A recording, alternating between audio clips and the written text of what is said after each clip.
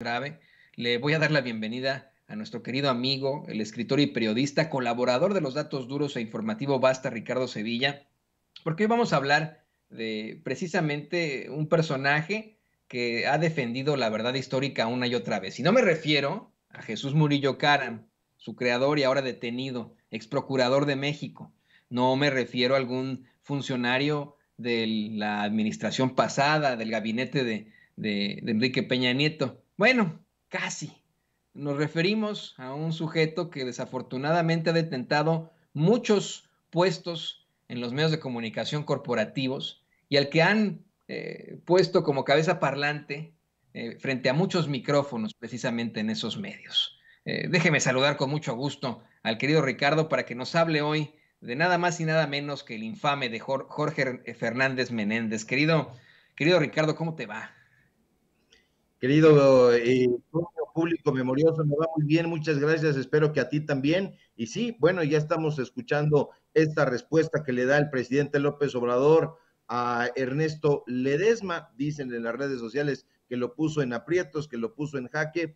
Yo no tengo esa impresión, me parece todo lo contrario, que el presidente López Obrador tiene esto que él llama un diálogo circular. No me imagino este ejercicio en ningún otro sexenio, en ninguno en la historia de México. Y bueno, el caso Ayotzinapa sigue sacando ámpula. Y si no leemos el informe completo, querido Toño, vamos a estar en un grave problema, porque si no se lee a detalle, si no se comprende, si no se lleva a cabo eso que nos enseñaron, que es la lectura de comprensión, podemos caer en las falsas interpretaciones como están cayendo los opinólogos. Y uno de esos opinólogos precisamente peligrosísimo que ha defendido, como tú bien dices, a ultranza la llamada verdad histórica, es un sujeto, este sujeto llamado Jorge Fernández Menéndez, este personaje que nació en Argentina, hay que decirlo, pero se naturalizó mexicano y que se presenta en donde puede. Él dice que es un speaker y se vende igual que Héctor Aguilar Camín, igual que Macario Esquetino, igual que Enrique Krause,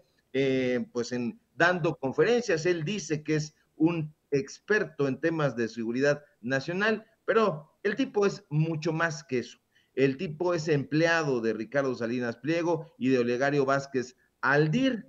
Es un personaje lóbrego que ha servido a los intereses de diferentes actores políticos y empresarios de la comunicación. En varias ocasiones, querido Toño, Jorge Fernández Menéndez ha dicho, imagínate nada más el desbarajuste que tiene en la cabeza, que se encarceló a Raúl Salinas de Gortari sin que se tuvieran pruebas más que el testimonio de oídas de uno de los responsables del crimen. Imagínate. Menéndez, que tiene la influencia en varios medios de comunicación, en varios medios de comunicación, comenzando por Excelsior, donde escribe esa columna horripilante, llena de inferencias, llena de golpes, llena de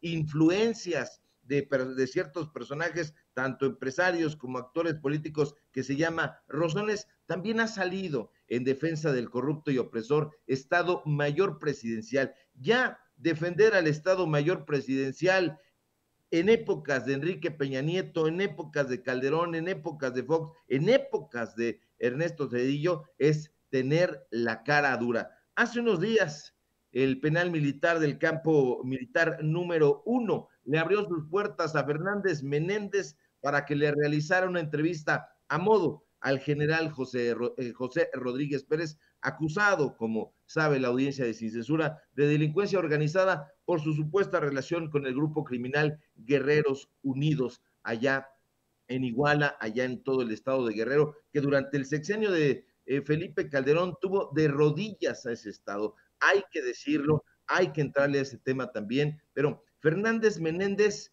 hay que verlo. Le hizo una entrevista tersa, casi un panegírico a este militar que, como era de esperarse, aseguró que es inocente. Ahora, José Rodríguez Pérez, desde los bruñidos micrófonos de ADN 40, se le fue con todo, con toda Alejandro Encinas, quien dijo que las acusaciones en su contra hechas por Alejandro Encinas precisamente estaban basadas solo en la declaración del cabo Gil. Está reduciendo este personaje todo el informe.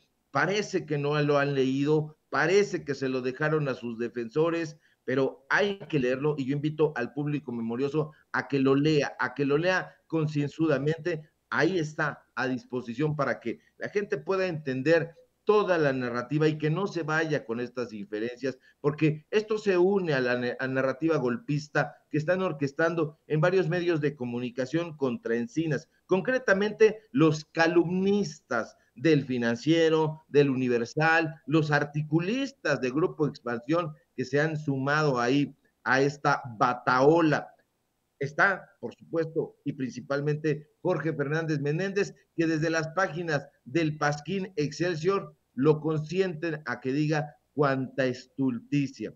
Esto, insisto, se une a la encarnizada defensa de 4 elementos militares que presuntamente estuvieron ligados a la desaparición de los 43 normalistas de Ayotzinapa, quienes han calificado de falsas las imputaciones en contra de sus defendidos, como es de esperarse, por eso son sus abogados, y pues eso es lo que está contradiciendo el informe que presentó el subsecretario de Derechos Humanos, Alejandro Encinas, y tanto ha crecido esta narrativa que incluso estos personajes ya anunciaron, Toño, acciones legales contra el también subsecretario de Gobernación. Pero, insisto, hay que ver quién demonios es Jorge Fernández Menéndez para tener este tipo de influencia sobre la narrativa en un caso tan peliagudo como este. Fernández Menéndez es amigo de Felipe Calderón y fue asesor nada más ni nada menos que de Ernesto Zedillo, a quien le decía al oído cómo proceder en tal o cual caso.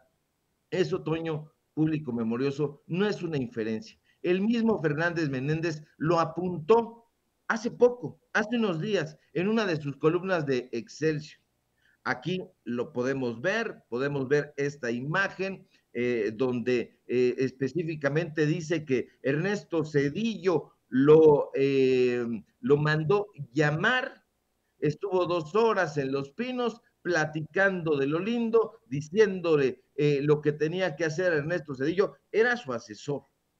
Fue en compañía de su amigo, así lo declara mi amigo Oronda, orgullosamente Joaquín López Dóriga. Por eso es muy importante que el público memorioso sepa la biografía de estos personajes que solito nos va a dar santo y seña de quiénes son. Este personaje argentino tiene una red de informantes, eso se sabe desde hace mucho tiempo, tiene vínculos con el periodista priista Rafael Cardona, tiene vínculos con el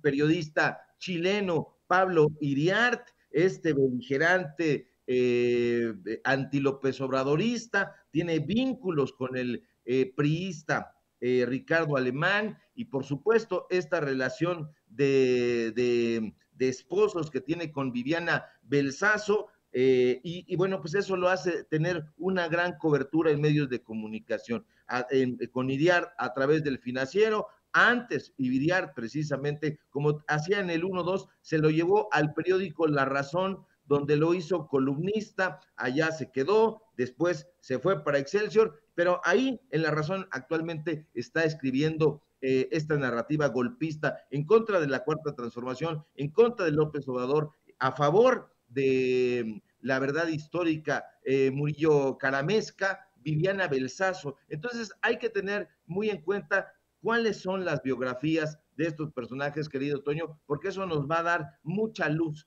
va a arrojar muchos datos muy interesantes, porque estos personajes no trabajan a favor ni de la información ni de la develación de los hechos tal como ocurrieron, que ese es el requisito sine qua non del periodismo. Trabajan para llenarse los bolsillos, trabajan como voceros de los actores políticos, de algunos militares, hay que decirlo también, y con todas sus letras, de modo que este intercambio que tuvo el presidente López Obrador con el reportero que le preguntó, no me pareció en ningún momento que pusiera en aprietos al titular del Ejecutivo. Me parece que al contrario, revela una gran disposición del presidente López Obrador a responder de frente a todos estos cuestionamientos. Se celebra que haya este tipo de periodistas que pregunten, que le pregunten al presidente de esta manera. Se da este intercambio. Hay la posibilidad de que el presidente López Obrador pueda dar respuesta contundente, clara, nítida sobre estos hechos, a diferencia de lo que nos hemos quejado muchas veces, de que hay periodistas que van y se extravían en sus planteamientos, no saben hacer cuestionamientos y bueno, pues no hay esta posibilidad de intercambio. El mismo presidente López Obrador le responde de una manera clara, insisto, nítida y contundente a este reportero.